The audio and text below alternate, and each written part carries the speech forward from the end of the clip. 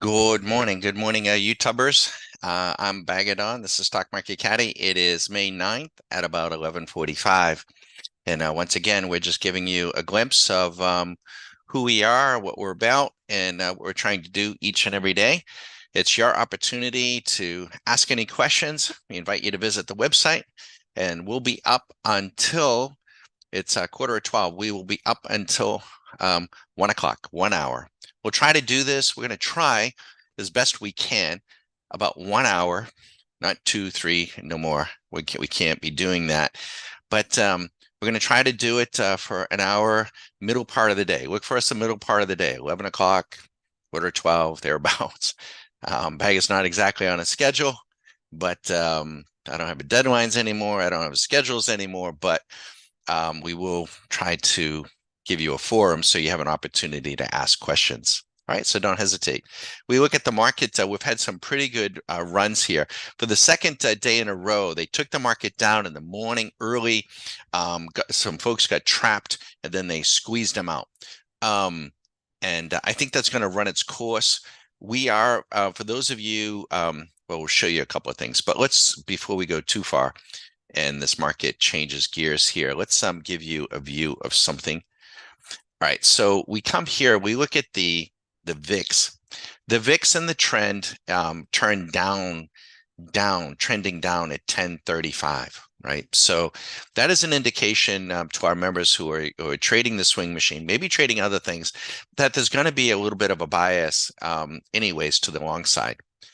At 735, though, the ES had already been long. And if anybody took that trade, and if anybody's still in that trade, if they're still in it, they're up $1,000 with a mini. A micro, they're up 100. 10 minis, they're up 10 grand. Take a couple of days off. But it is dipping. It is dipping right at the moment. Likely to continue, though. Likely to continue, but it is dipping. The NQ went long at 1040 an hour ago, and it is underwater a little bit, and it is dipping. May lose that. The Russell went long at 735. A lot of times, see, these things will go almost within minutes of each other because the markets have been commoditized. Here's the Dow. Now, the Dow is a bit of a tell to us, we think. The Dow has been strong the last couple of days, and we think that's big money going someplace to hide, right? So be aware. I don't think the Dow is going to be leading this to a new bull market. Oil futures went short at 9 a.m. They're up a little bit. And then the gold futures are long. They're dipping, and they went long at 655. So they're up. So that's what Swing Machine is doing. Then the Bitcoin futures, we have it here. The Bitcoin, futures contract is enormous, There are micros, but as we were discussing earlier with our members, that micro Bitcoin, I was rather surprised. I haven't been trading it, but it is not very liquid. So I don't, that the liquidity in the Bitcoin market is, is questionable to me. And liquidity is very important to us. And what do I mean by liquidity? I'm talking about the difference between the bid and the ask. And that's why when you have an illiquid market, I'm not saying it's illiquid, it's just not as liquid as some other markets that we would prefer. And liquidity can change, right? So it can be very liquid during normal session hours and very illiquid during aftermarket hours. And the issue, and you could be, that can be with a stock, that can be with futures, and it can be also with options. The problem with illiquidity for a trader is that when you go to put your order in, give you an extreme example, if the difference between the bid and the ask is like $100 or $500 in value, and you put in a market order, then that trade's going to, immediately it's going to cost you $500. If you use a limit order and say, well, I'm not going to do that, I'm going to force the market to come to me. Well, you can do that, but you may be sitting there for an hour or two trying to get out of something as a market creators. That's the issue that I see. And I see we keep Bitcoin down here low. I'm not trading it, but people want to know what it's doing. And we see instances, particularly in the Bitcoin market, where it's down, 5 or 6% in an hour or two. That's illiquidity. If we got that with the S&P futures, I mean, it would be absolute headlines. People would be, markets in turmoil, and there'd be all sorts of specials, and they'd be jumping out windows. So, any case, but if you have any questions, I'm going to remove those little stars. And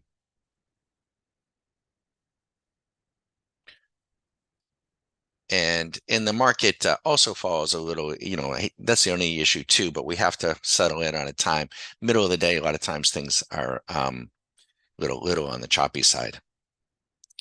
And this little program up here is trading robotically, and all the trades are going in and out by machine. Not all the brokerages, some will let you do that, but not all the brokerages will allow you to, they force you to get your hand on the mouse because they want you to be fearful and greedy, and they want that. We don't. If you have any questions, let us know. If you want us to plug anything in on Swing Machine, this isn't our only tool, but if you want us to plug anything in on an interval of your choosing, could be a stock, could be whatever, feel free, and we're happy to do it. Otherwise, I'm going to let you watch, and I'll answer any questions. Thanks.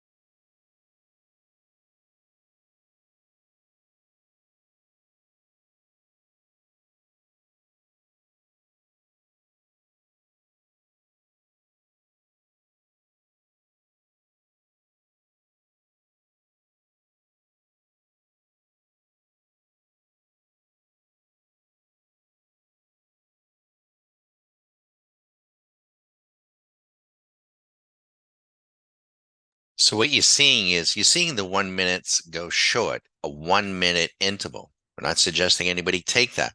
What type of trade is that? By the way, look at the VIX. That 1 minute is currently a counter trend to the 5. The 5 is most likely to keep the trend up, but ultimately the trend will fail. And this could be, but it may not be. Right now, it's still a counter trend. If the 1 minute continues and puts pressure on the 5 could fail. What's interesting to us right here, right now, the VIX, there it is. See the VIX? The VIX just popped off. On a 5-minute basis, the VIX is now trending long. That indicates to us and to our members that we could begin to see a sell-off. Now, don't take a trade on this. Don't, but we'll follow it. The 5 minutes is still long though. Long. It's dipping. It's dipping. Still long. Still long. but note the time, 11:55. We'll see if the VIX is warning. If it holds and the VIX continues to trend up, then the 1 minute will accelerate, and then the 5 minutes will light up short entry. It's not yet a short, and then it will turn completely red, and we'll get a red 2 and a white box in here, and that's when the alert could go out to your phone or to your email and alert you that the 5 minute market, if that's the interval you're monitoring, is now turning down. We'll see how it plays out.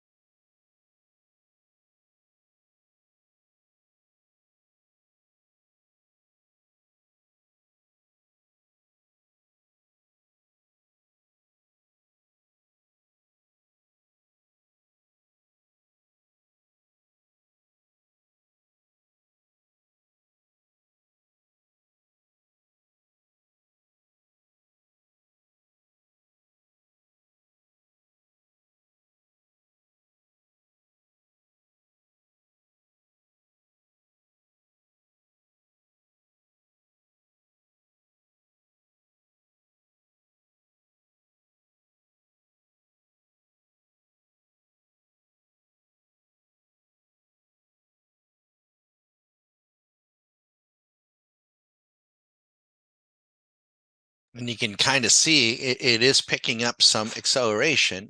It may or may not be, but we're going to see if that VIX signal lives up to its billing. We think it will. What they're doing is they're placing a futures bet on the VIX itself. If the VIX rises, it means that the option market is becoming concerned and they're buying more puts than calls. And so then, usually it's the case, and it can grow. When the option traders, when they're bullish, they're buying calls. When they buy calls, the broker dealers who sell them the calls have to buy stock, and the stock market will rise. When the gamblers in the options market become fearful, they will stop buying calls and they will start buying puts. The broker dealers who facilitate that trade will do what? They will then sell the stock that they once had. They're not holding it. They're just facilitating the trades. And what will happen? The market will go down. Of course, we're sitting here with a bird's eye view day after day, day after day, with our little swing machine, and we have complete visibility on it. And all we have to do is move in, and by the way, the machine just took a profit, didn't get all that profit, but it is now, it's seeing what we're seeing, that little program saying, oh, I think we better go short, Don. So the machine put that trade in. And I'm going to sit back and let it play out. Our job as traders is not to sit here and pontificate about inflation, deflation, economic mumbo jumbo, this, that, or the other thing.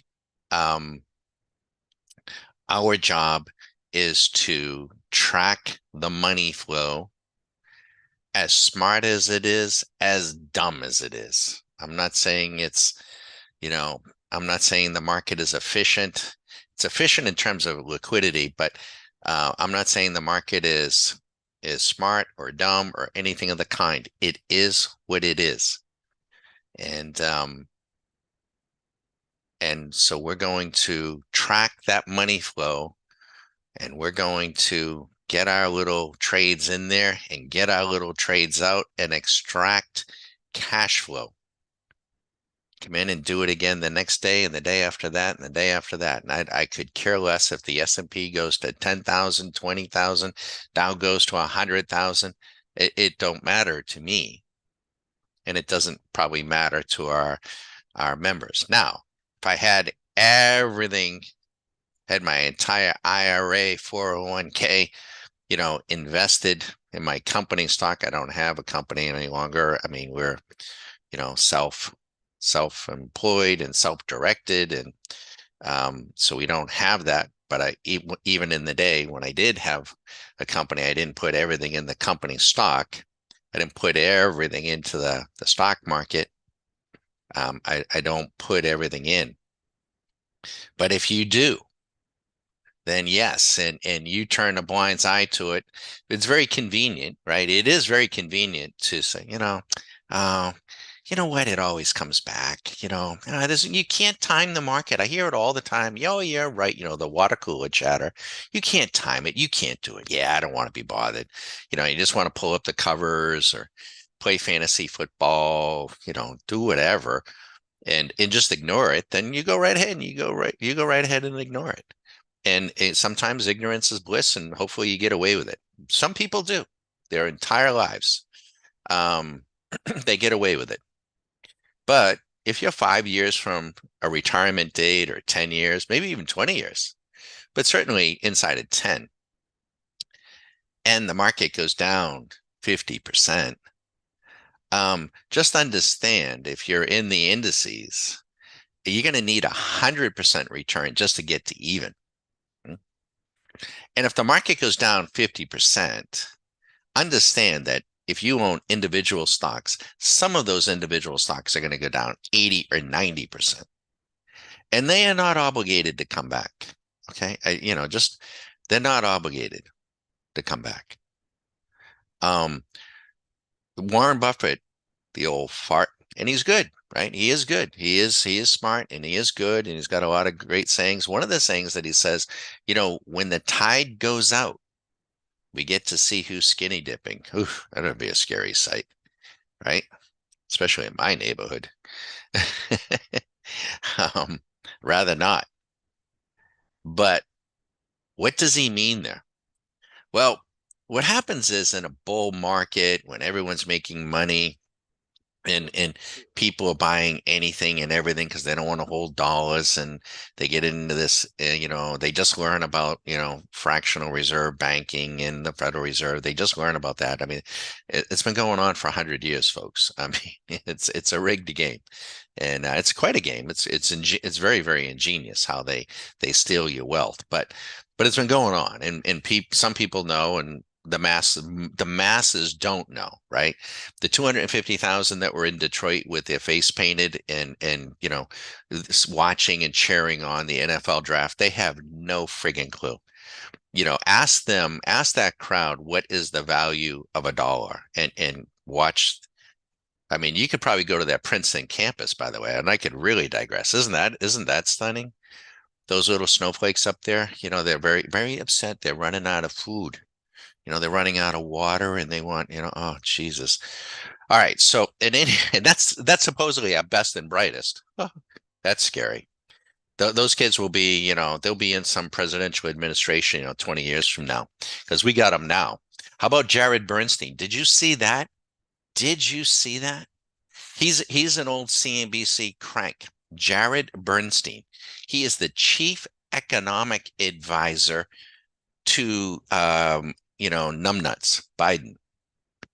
Chief economic advisor. You got to pull it up if you haven't seen it. It's hysterical. And he's making the case. He starts out, he's sitting around one of the conference tables and he's very nonchalant, and he's one of the, the hoi polloi, and he's, smarty, Mr. Smart. He's the smartest guy in the room. And he's talking about, he says, the United States, very, very would you say professorial? Hard word for me to say. But he says that, the United States really can't default. And it repeats what we all know and was first said by Greenspan back years ago, and people were shocked by. It says we really can't default because we have a printing press and we can just print money. And that's true. That is true. Technically, I mean, we can default, but technically, I suppose we can't default because we can print the money. So then the person asked them, well, if we can print the money, why does the US government borrow money? Great question. Great question. He should have followed it up with, if we can print the money, why does the US government collect taxes? Why aren't we all at the beach? Right? Why not? Go see his response. It's chilling. It's one of two things. He's either more stupid than I thought, which I'm not so sure he could be that stupid, or he knows that the question is so pointed that he's got to lie and try to get out of it. He's got to do a Kamala Harris, right? She's a rocket scientist. So you got to go see it. It's really chilling. Now, the answer to that question is they really don't need to collect taxes, right? And they really don't need to sell bonds to Japan or to China or any place else. They don't. We could certainly just print money.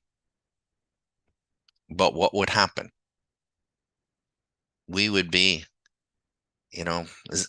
some may say we're there already. We'd be Zimbabwe.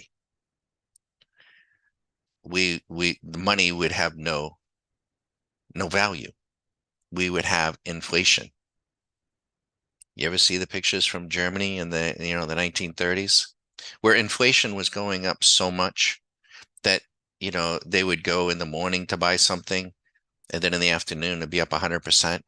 They're wheeling in, a cart full of Deutschmarks. The money had have no value. Could he say that? He really couldn't. See why I think he was lying or just got caught. He really couldn't, because around him on his economic board is a bunch of what they call the modern monetary theorists, MMT, and they're a bunch of Marxist socialists, and they just believe in money printing, right? So it the other, so it's really stunning. And if you ask them, and and the woman, actually, one of the women who's the brains, it's so ridiculous, and probably with a Princeton education too, who's the big modern market theorist. I can't remember her name. But I asked her in her tweet one day, you know, if we can't, my question was, if you can just print your way out of this, if you can just create the money, then why do we collect any taxes? And she answered me. She did answer me. And she said, well, the only reason we have taxes is to control inflation. Now think about that. Come again. I was like, wait a minute. Then she stopped answering my questions. Now think about what she said. She said, when we print the money, modern market theory, we're just going to print everything we need and give everybody guaranteed basic income, and we're just going to print it away, and we're going to back up the Ukrainian pension system, and we're just going to give it away. And if we get inflation in the United States because we've devalued our currency, then what we're going to do, or what Congress will do, because it would have to be congressional, we will increase the taxes on the American people, thereby pulling money in and reducing the inflation. Now, how dishonest is that? I mean, seriously? Seriously? You know, I mean, maybe they're going to do it. So you think with raging inflation that the politicians are going to raise taxes on people as well to quell what they've done? Seriously? Why don't they, if they were going to do that, if they're honest now, that's what they say, and no one even thinks about it. Why don't they just say up front, you know what, we're not going to print the money that we're going to send to Ukraine to bail out their pension funds. We're not going to do that over there. In fact, what we're going to do, we're going to just raise your taxes now to pay for it. How far do you think that would get here in the States if Biden come in and said, you know what, we got to send, so many billions to Ukraine, and we're going to have to increase your taxes for it. How far would that go? Right. So they don't, right? So then you get the inflation as the hidden tax. But, have this conversation with any of the paint face, and I'm picking on, the NFL draft people who were in hundreds of thousands of them in Detroit, of all places, cheering on the NFL fantasy draft. Are you kidding me? And then I'm going to go to Tampa Bay Stadium and I'm going to, hang out there and I'm going to paint my face and I'm going to cheer on the draft of the Tampa Bay Bucks. Are you kidding me? Seriously? But that's what people are doing, and that's fine. I mean, I would rather be hiking in the Blue Ridge Market Mountains. I'd rather be fly fishing in the Toccoa River, or fishing in Tampa Bay.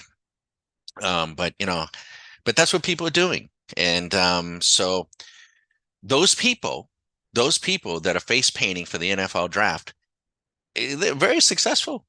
They probably got a hell of a lot more money than I got.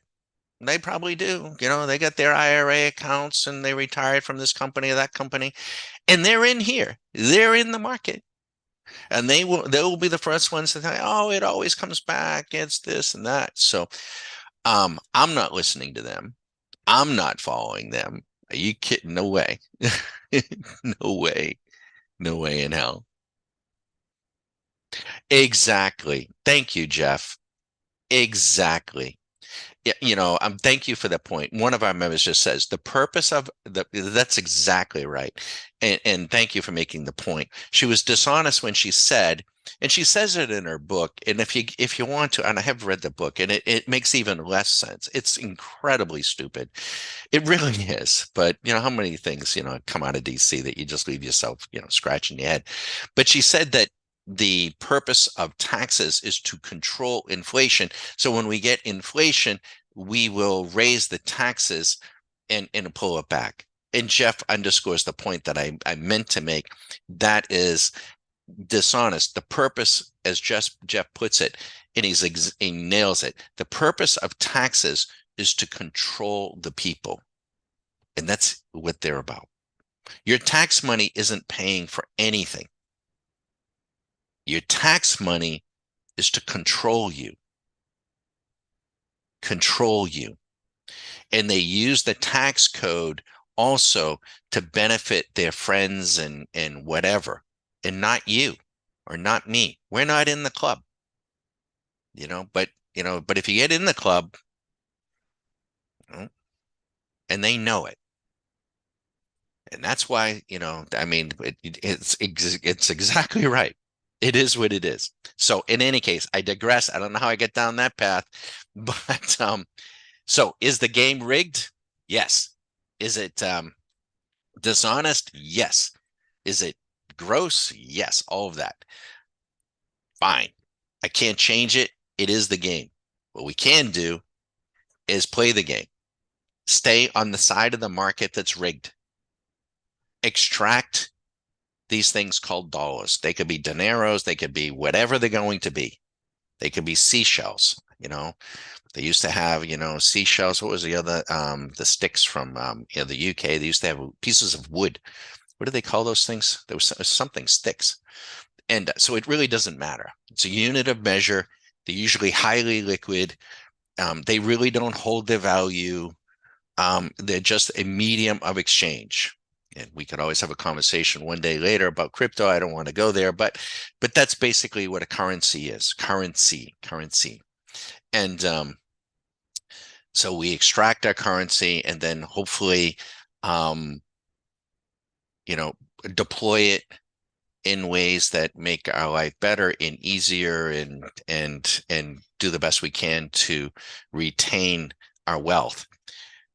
When trading, the best measure of performance that I can tell you, better than the money itself, if you're keeping track of your performance purely on the money, and that's what I need to make sure that I don't want folks. I'm showing you what we're doing and giving you a glimpse, but I don't want folks that are passing by that maybe don't know and haven't been through Q school focusing on the money, because we don't.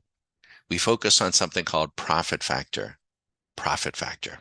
If you're running a business, something similar to profit factor might be return on investment, ROI.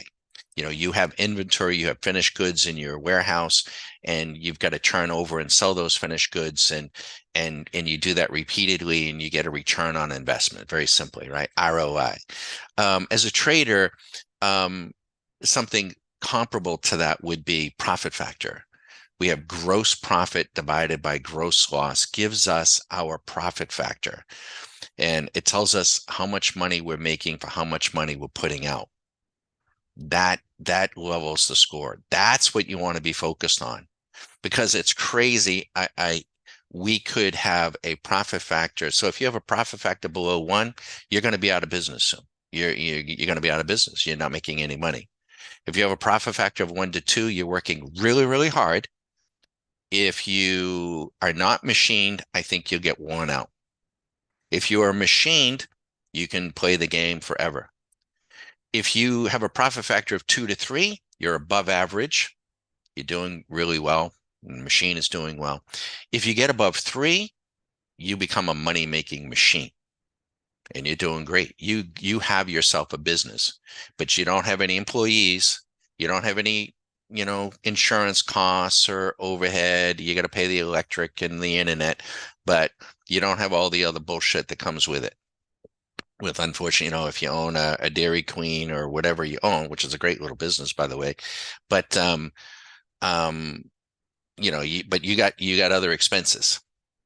But it's a way of tracking that. And what's crazy about it is you can have a profit factor. You can make $800 in a week and have a profit factor of 5. The next week, you might make $5,000 and have a profit factor of 5. It is just a yardstick that tells you how your trading is going. We have members that will have profit factors for a week, as example, sometimes as high as 80 or 100. But 80, let's just pick on 80. Now knowing what a profit factor is, if a person lost $100 for the week, then you could figure out how much they made, $8,000.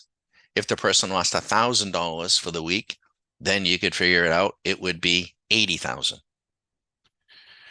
The question is for you, what is your profit factor today, yesterday, last week, last year? Do you know? Are you even tracking it? If you are not, then I'm going to deposit with you. Then you don't have the tool set, and you're not really measuring your performance the way it needs to be measured, and you don't know how to make course corrections because you're not keeping the right score. In golf, you might think of it as a handicap, but but I think it's even more exacting than that. And you start tracking that, how many greens you're hitting in regulation, but if you want to just, go to the driving range and shoot a bunch of golf balls and, that's fine. That's fine. You want to come into the market and buy some options and, and fool around. Fine. That's fine. You're just not going to be trading as a business. That's all. And if you're just going to the driving range and shagging a few golf balls, that's fine. You have fun, but you're not going to play golf. And if you go to the golf course and hit and shag a bunch of balls around, I just hope you're not in front of me, because I don't want to play for 5 hours or 6. I'm not, but you're not going to get any better, and you're not going to play competitively. You're not going to really enjoy the game. You start tracking, you start tracking how many fairways you hit, how many greens you hit, how many sand saves. Then you get the information you need to know about how good is your game. Do you have game? You may not have any game. And or maybe you need to spend more time practicing your putting, or maybe you're driving. It'll tell you where you need to be. But if you're just sitting your little fanny down in front of the computer day after day, or every once in a while, or in between a conference call, and you start buying and selling whatever it is you're buying and selling, have fun, have a good time. But you probably don't want to subscribe to us, because that's not what our members are doing. Trust me. I do not put in the hours I put in to just have a good time. Trust me. So we're here to help you. We have unlimited monthly memberships. Annual memberships get all of the tools that we have. They get Swing Machine, they get everything. You get to configure it yourself, and but you got to go through the Q school so that you learn how these tools work and how you can set them up. In the beginning, it's going to be time consuming, and it's going to be exacting and demanding. But as time goes on, it should, and it will, it should get easier and easier. And the cost of belonging to Stock Market Caddy, we're going to continue to add value, and your cost actually goes down and down, which is, and an anathema to American business. I was told I shouldn't do it that way, but we do it that way. It seems to be, we think it's conducive, and because you become more and more independent, and it just works. So we have folks that have virtually cut their membership in half just through their longevity, and which is a beautiful thing. All right, so you got any questions, let us know. I rambled on there. But Jared Bernstein, go see it. Pull him up. It reminds me there was another interview with what's the guy's name? Tyler on CNBC. And he was interviewing some crank who's on the internet. He's a trader crank, and he's got himself on CNBC, and he's giving an opinion about a stock called Upstart. I have no idea what Upstart is. I have no idea. And he just gave an opinion why everybody should buy Upstart, like at $350. I think the symbol is UPST if they're still in business.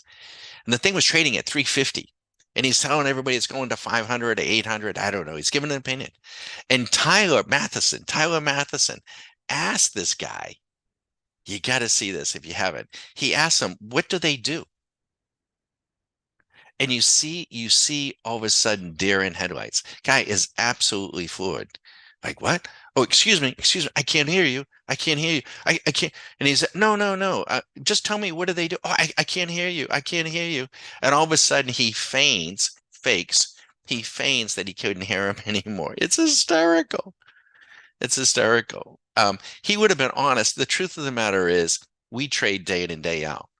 I wouldn't go on CNBC. I really wouldn't. I wouldn't. We live in Florida. There were conventions all over the place here. I could go and set up a tabletop display, but I'm not going to do that, because no, not everybody should be a trader. So I'm not going to.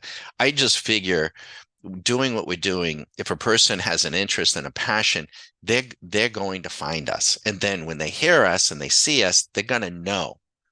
And those are the people I want to reach. I don't want to reach, somebody who's just blown by or just blown through life. I'm not trying to pull anybody into this.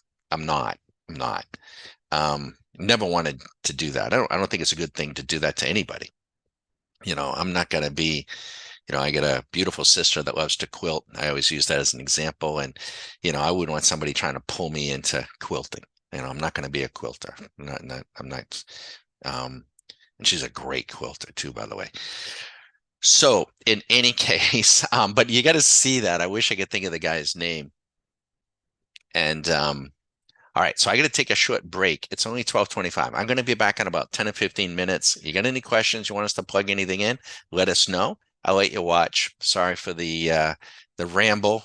And but that's also one of the things with Stock Market Caddy. The way that we trade is really pretty boring. So Stock Market Caddy is a nice diversion for me to surround myself with other people that like to do what I like to do, namely trade. And so that's, in large part how and why Stock Market Caddy came about and and where it is. So it's a great thing. Have fun, enjoy.